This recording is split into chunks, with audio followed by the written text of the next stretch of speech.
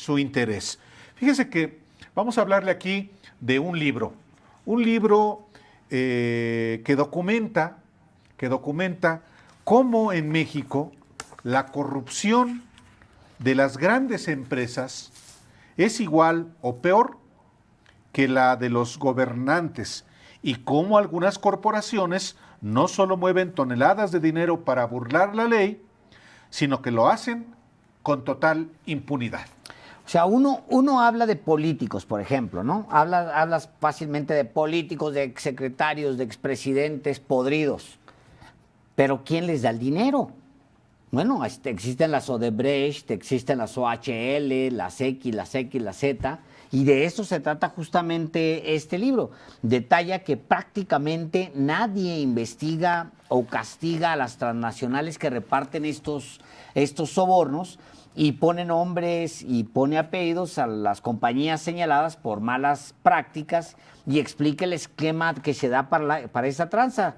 Las razones por las que además estas empresas siempre salen impunes, siempre ganan en tribunales, como seas, pero siempre se salvan. Sí, es el libro, estamos hablando del libro de nuestro colega Raúl Olmos, su libro más reciente, El saqueo corporativo. Libro, insisto, de colega periodista Raúl Olmos, que exhibe justamente la suciedad en el sector salud, la podredumbre de los supermercados, los saqueadores de Pemex, los cárteles empresariales, las artimañas para acaparar el mercado, el saqueo de las mineras, las ganancias de los hombres del dinero muy por encima del bien colectivo. Y bueno, pues hemos invitado a nuestro colega, el señor Olmos, a Raúl Olmos, para hablar de este, que además, por cierto, Álvaro, porque aquí tuvimos a Griselda, la esposa de Javier Valdés. Además, este libro, por si no lo sabías, es el premio Javier Valdés del año pasado. Efectivamente que lo sabía, claro que lo sabía. Bueno, qué bueno que lo tengamos aquí. Y le damos la bienvenida a Raúl. Raúl Olmos, ¿cómo estás? Bienvenido a Los Periodistas. ¿Qué tal, Álvaro? ¿Qué tal, Alejandro? Un gusto estar con ustedes y saludarlos. Muchísimas gracias, maestro. Oiga, ha de haber sido una tarea titánica en un país como este, tan lleno de corrupción, sobre todo ese tipo de corrupción, la corporativa, haber juntado, reunido, organizado y presentado un texto de esta naturaleza. Que hablamos de empresas y hablamos, incluyo, supongo, a Pemex, por ejemplo. Digo, las Odebrecht y demás, pero Pemex es otra de las grandes empresas podridas por dentro. Sí, bueno, la intención, el interés que yo tenía al momento de plantear este proyecto de libro que ahora se ha concretado en la publicación es mostrar que la corrupción pues tiene dos lados, ¿no? Regularmente cuando los periodistas hablamos de actos de corrupción volteamos a ver y a tratar de indagar y a señalar al funcionario y al político involucrado. Y esto está bien porque una de nuestras tareas como periodistas es estar vigilantes de el poder político, el poder de los gobernantes. Pero yo creo que en algunos casos nos falta indagar y profundizar en el sentido de la otra parte de los actos de corrupción.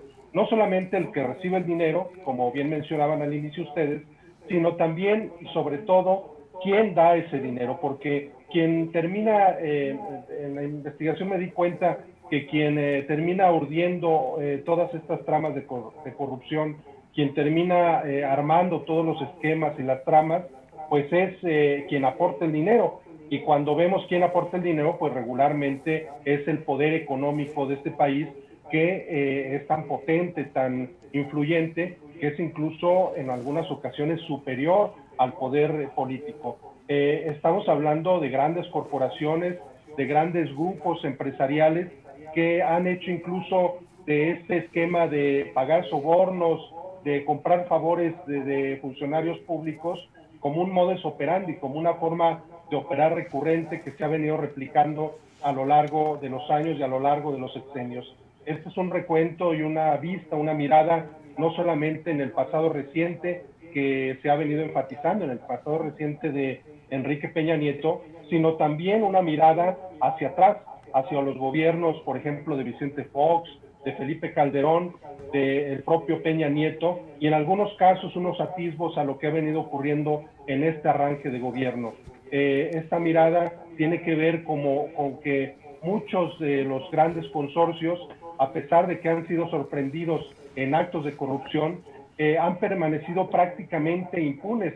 Pareciera como si hubiera un acuerdo de inmunidad entre el poder económico y el poder político para que, a pesar de que sean sorprendidos, vuelvan a obtener contratos, concesiones o beneficios para seguir operando en nuestro país.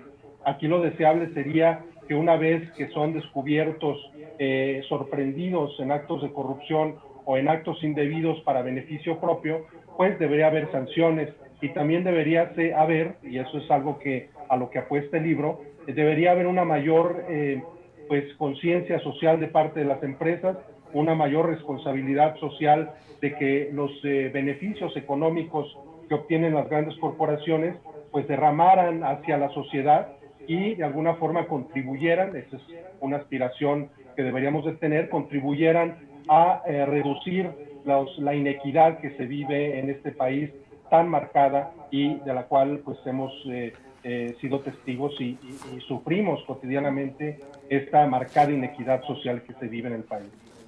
Estamos hablando con Raúl Olmos, autor del libro El saqueo corporativo. Raúl Olmos es autor de otros libros. Ahorita me viene a la mente un libro precisamente sobre el expresidente Vicente Fox, Negocias a la sombra del poder, un libro muy, muy relevante, justamente que acredita la manera en cómo Fox, desde el ejercicio del poder público, desde la presidencia de la República, pues hizo justamente negocios.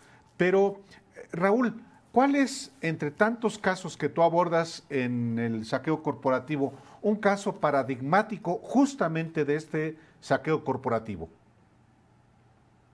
Bueno, yo creo que el caso más emblemático es el que se ha vivido en Pemex en los últimos años y del cual varios colegas han venido dando cuenta en forma muy destacada, por ejemplo, a Ana Lilia Pérez con un conjunto de textos que investigan la corrupción en la petrolera mexicana. Ese me parece un caso paradigmático porque lo estamos viendo a lo largo de por lo menos, bueno, de muchísimas décadas, y vemos que a pesar de que queda en evidencia las prácticas de corrupción que van desde los niveles bajos, suben a los niveles medios y trepan hasta los niveles superiores a nivel de directivos, pues a pesar de esas evidencias, indicios de que es un secreto a voces, no se había actuado a fondo para combatir estos actos de corrupción. Es decir, se toleraba, pareciera como si las grandes corporaciones hubieran tomado ya el control de la petrolera mexicana y ellos mandaran sobre cómo se tenían que repartir contratos, las adjudicaciones, los beneficios, etcétera. Y cómo esto se ha venido fortaleciendo a partir de la reforma energética, que pareciera que fue una reforma hecha a modo de las grandes corporaciones, a las conveniencias de estas grandes corporaciones, no solamente en el aspecto petrolero, sino en el aspecto energético en general. La generación de energía eléctrica, por ejemplo, es otra de las áreas delicadas. Y otro de los áreas que también me parece importante subrayar y que enfatizo en el libro es el del sector salud. Los grandes laboratorios, las grandes farmacéuticas multinacionales en alianza con grandes distribuidores en nuestro país, pues han hecho de esto una práctica recurrente, el pagar sobornos, el repartir beneficios a funcionarios para de esa forma quedarse con grandes contratos. Y otra práctica muy recurrente en estos ámbitos, los dos que estoy haciendo referencia, que es el sector salud y el sector petrolero, es la llamada colusión empresarial. Esto que algunos han identificado incluso como una especie de práctica delincuencial, donde como aquellos cárteles del crimen organizado se confabulan entre ellos para repartirse el mercado. Es decir, hay una colusión para simular competencia, para simular que están compitiendo por contratos, por concesiones, cuando en realidad se han puesto ya de acuerdo esas grandes corporaciones para obtener beneficios con la complicidad, eso sin duda siempre, de funcionarios públicos.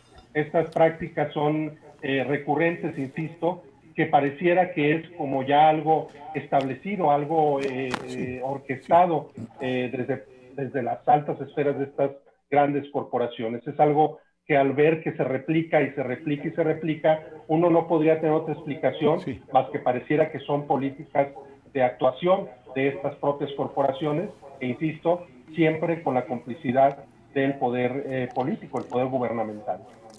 Maestro Olmos, pues qué bueno que tengamos la oportunidad de conversar con usted sobre este libro y pues ya está disponible la versión digital, supongo, para cualquiera que quiera localizarla. ¿Está editada por quién está editada? Está editada por Editorial Aguilar, que pertenece a Penguin Random House.